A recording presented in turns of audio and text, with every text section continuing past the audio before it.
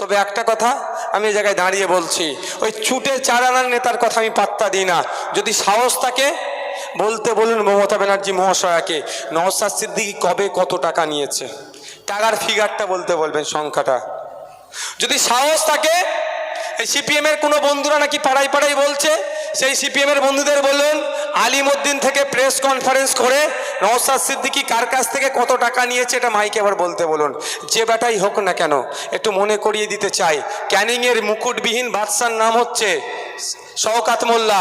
ওনাকেও কিন্তু আমি এমন 5 টাকার পেনের খোঁচা দিয়েছি, কোর্টে গিয়ে জামিন নিয়েছি আমার নামে ভুল কথা বলার জন্য। বুঝতে পেরেছেন? যদি মমতা ব্যানার্জি আমার নামে মিথ্যা কথা বলে, সংখ্যা ধরে বলার যদি ওনার সাহস থাকে বলতে বলুন, ওনাকেও দেখবেন আগামী দিনে কোর্টে আমি টেনে নিয়ে আসবো 5 টাকার পেনের মাধ্যমে। আর একটা কথা, এখান থেকে তো সুকান্ত কি বলে শান্তনুবাবুদের বাড়ি কাছে, যদি দেখেন না, যদি লাইন করতে পারেন টাকার, আমি অন ক্যামেরা বলছি, এত ক্যামেরা হচ্ছে, শান্তনুবাবুকে বলুন ভাইজান বলেছে একটু টাকা লাইন কিছু হবে, তবে প্রকাশ্য নেবো আমি, ওই গোপনে নেবো না, আমি ওই সন্ধ্যার পরে নেবো না, দিনের আলোতে টাকা নেবো আমি, এবার স্টেজে টাকা নেবো।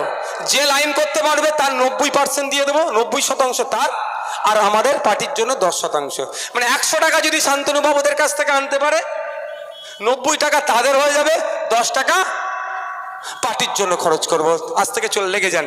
যেই তৃণমূলের বন্ধুরা বলবে, যেই সিপিএম এর বন্ধুরা বলবে, কংগ্রেসের বন্ধুরা বলবেন সবাই শান্তনুবাবুর কাছে যায়, ওরা দাদা ভাই, একটা বিদায়ী এমপি, একটা এমএলএ, ওদের সাথে ভালো হয়তো বিজেপির লাইন থাকতে পারে, কেন্দ্রীয় মিনিস্টার ছিল, লাইন কর ভাই, তুইও পাবি আমিও পাবো, অর্থাৎ আমরা পাবো 10%, তোরা পাবি 90%। বলতে পারবেন তো ভাই? শুধু আমাদেরকে দেখিয়ে দিতে চাইছে।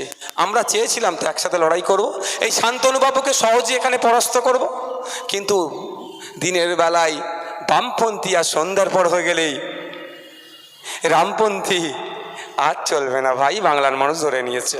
তখন কিন্তু সবাই নয়, যারা ডিসিশন মেকারে আছে তাদের মধ্যে গুটি কয়েক আছে, এই জন্যই তারা জোটটা হতে দিল না।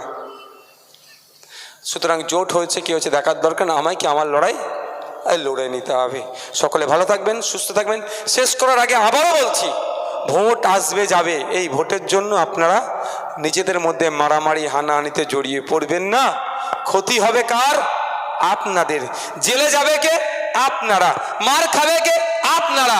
আর দিনের শেষে সুকান্ত বাবু, দিলীপ ঘোষ, কুণাল ঘোষ এক জায়গায় বসে কেক কাটছে। ক্ষতি হচ্ছে আপনার। সুজন চক্রবর্তী বামেদের নেতা, পার্থবাবু তৃণমূলের নেতা, দিলীপ ঘোষ বিজেপির নেতা এক জায়গায় বসে এসি রুমে বসে আছে, আর মার খাচ্ছে কারা? বুথের লোকেরা। এটা বন্ধ করতে হবে তো ভাই। আর আমি আসার সময় একটা স্লোগান দিচ্ছিল, আজকের পর থেকে এই স্লোগান আমাদের, আমি অনেকদিন বারণ করে দিচ্ছি, হবে না। বলছে কি লড়াই লড়াই লড়াই চাই, লড়াই করে বাঁচতে চাই। নওশাদ সিদ্দিকী লড়াই করবে মনে হয়? আমি আমার উদাহরণ দিয়ে বলছি, কিন্তু আমি সামনে থেকে লড়াই করার ছিল, আপনারা জানেন আমি সামনে থেকে ছিলাম। আমার ভাইকে মারার আগে আমাকে মারতে হবে, কিন্তু লড়াই লড়াই লড়াই চাই, লড়াই করে বাঁচতে চাই বলছে। সুজন চক্রবর্তী লড়াইয়ের ময়দানে থাকে, সন্ধ্যা হলে টিভির সামনে একটু বসে ভালো ভালো ভাষণ দিয়ে চলে যায়। মোহাম্মদ সেলিম সাহেব লড়াইয়ের ময়দানে থাকে, অধীর বাবু লড়াইয়ের ময়দানে থাকে, ওই সন্ধ্যা হলে পার্টি অফিসে আছে একটা, পিছনে হাত চিহ্নের ছবি দিয়ে প্রেস করে ছেড়ে দেয়। অভিষেক বাবু লড়াইয়ের ময়দানে থাকে। ওরে বাবা, লড়াইয়ের ময়দান তো দূরের কথা, 2000 পুলিশ নিয়ে ঘুরে, রাস্তা পাচ্ছে না, কোনো লড়াইয়ের ছিটে ফুটা চলে আসে। মমতা ব্যানার্জি লড়াইয়ের ময়দানে আছে, কেউ লড়াইয়ের ময়দানে নেই। লড়াইয়ের ময়দানে কারা? ওই দিনে যারা 300 টাকা ইনকাম করতে গেলে যাদের মাথার ঘাম পায়ে ফেলতে হয়, হাতে কড়া বসে গিয়েছে, পায়ের ফেটে বেরিয়ে যাচ্ছে গরমকালে, শীতকাল তো দূরের কথা। ভুল বলছি নাকি ভাই? সকালে উঠছে, ভ্যান চালাচ্ছে, 300 টাকা ইনকাম করতে যাদের অনেক কষ্ট হচ্ছে, তারা এই করছে, লড়াই করছে। মরছে কারা? তারা। মারছে কারা? তারা। জেল খাটছে কারা? তারা। কবরে কারা যাচ্ছে? তারাই যাচ্ছে। শ্মশানে তারাই যাচ্ছে। আর আমার মতো নেতারা এসি রুমে বসে বছরে একবার করে হলে কি এসে ওই ছবি দিয়ে অমুক অমর রহে বলে ছেড়ে দিচ্ছি, বাকি 364টা দিন ওর পরিবারের কি করে কাটছে সে দেখছে ভাই। তাই আমি আমার এই স্লোগানকে বন্ধ করছি, আমাদের মঞ্চ থেকে আজকে দিয়ে ফেলেছে। যারা দিয়েছেন তাদের উদ্দেশ্যে বলছি, মিডিয়ার মাধ্যমে আমার পার্টির ছেলেরাও দেখতে পাবে, এই লড়াই লড়াই লড়াই চাই, লড়াই করে বাঁচতে চাই, ওই স্লোগান দেওয়া যাবে না। ওই দিনকে আমি বলবো তোমরা দেবে, যেই দিনকে মোহাম্মদ সেলিম সাহেব, যেই দিনকে সুজন চক্রবর্তী, যেই দিনকে দিলীপ ঘোষ, যেই দিনকে কুণাল ঘোষ, যেই দিনকে অধীর বাবু, যেই দিনকে মমতা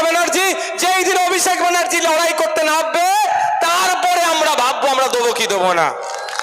৭৫ বছর ধরে আমরা তো লড়াই করলাম, দলিত আদিবাসী পিছিয়ে বর্গের মানুষেরা নমশূদ্র মতুয়াদেরকে দিয়ে শুধু তো লড়াই লাগিয়ে নিয়ে তোমরা গদিটা দখল করে বসে আছো।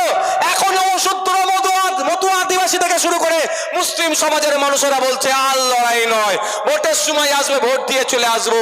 যদি লড়াই করতে হয় তোমরা বড় নেতারা এসি রুমে বসে চা খাচ্ছ, তোমরা আগে আসো লড়াইয়ের ময়দানে। ৭৫ বছর আমরা লড়াই করেছি, তোমরা পেছনে হাত দিয়ে দেখেছো। এখন সময় এসেছে তোমরা লড়াই করবে, আমরা পেছনে হাত দিয়ে দাঁড়িয়ে দাঁড়িয়ে দেখবো। এই জন্যই ভাই নওশাদ সিদ্দিকী সাম্প্রদায়িক, নওশাদ সিদ্দিকী মুসলমানদের দল।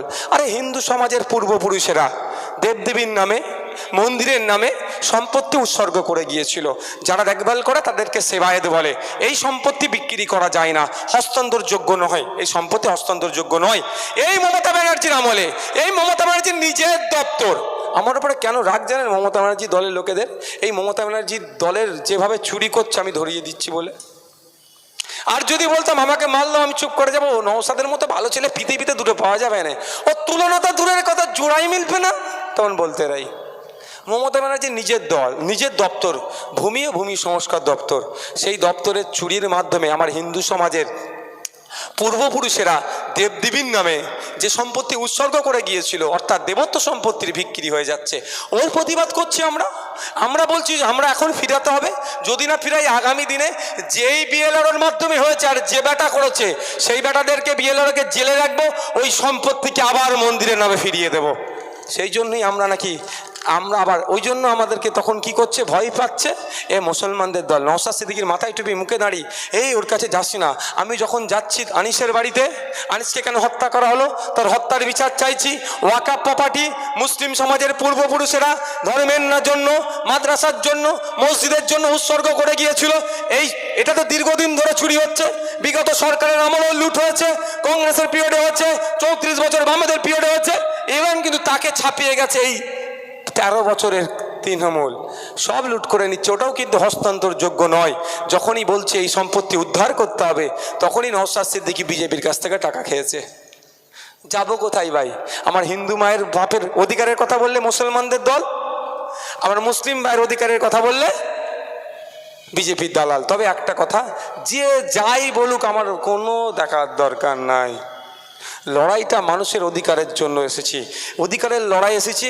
42 দিন জেল খাটিয়েছে, অধিকারের লড়াই লড়ে যাব। 42-এর জায়গায় 420 দিন জেল খাটালে আমি জেল খাটতে প্রস্তুত আছি, কিন্তু ওদের কাছে আমি মাথা নত করব না।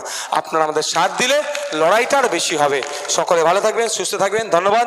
আমি আর একটা প্রোগ্রামে যাব, ভালো থাকবেন। আমাদের বাঁকড়া গোকুলপুর পঞ্চায়েতের আমাদের আইএসএফ এর মেম্বার ভাইজানকে মোমেন্টো ও উত্তরে পড়িয়ে বরণ করছে। আর পরিশেষে ধন্যবাদ জানাবো আবারও প্রশাসনের বন্ধুদেরকে, তাদের সহযোগিতায় আজকের প্রোগ্রাম সুষ্ঠুভাবে সম্পূর্ণ হলো। মিডিয়ার বন্ধুদেরকেও ধন্যবাদ জানাই। আপনারা আমাদের এই বার্তা সারা রাজ্যের, যেমন বনগাঁ লোকসভার মানুষের কাছে পৌঁছাবেন, সারা রাজ্যের মানুষের কাছে পৌঁছাবেন। আমাদের লক্ষ্য উদ্দেশ্য যেভাবে আমরা এগিয়ে যেতে চাইছি, এটা আপনাদের মাধ্যমে পৌঁছাচ্ছে। আপনাদের প্রত্যেককে আবারও ধন্যবাদ জানাচ্ছি। যারা অডিয়েন্স এসেছেন প্রত্যেককে ধন্যবাদ জানাচ্ছি। ভালো থাকবেন, সুস্থ থাকবেন। আইএসএফ জিন্দাবাদ, ছোট ভাইজান জিন্দাবাদ, আইএসএফ জিন্দাবাদ।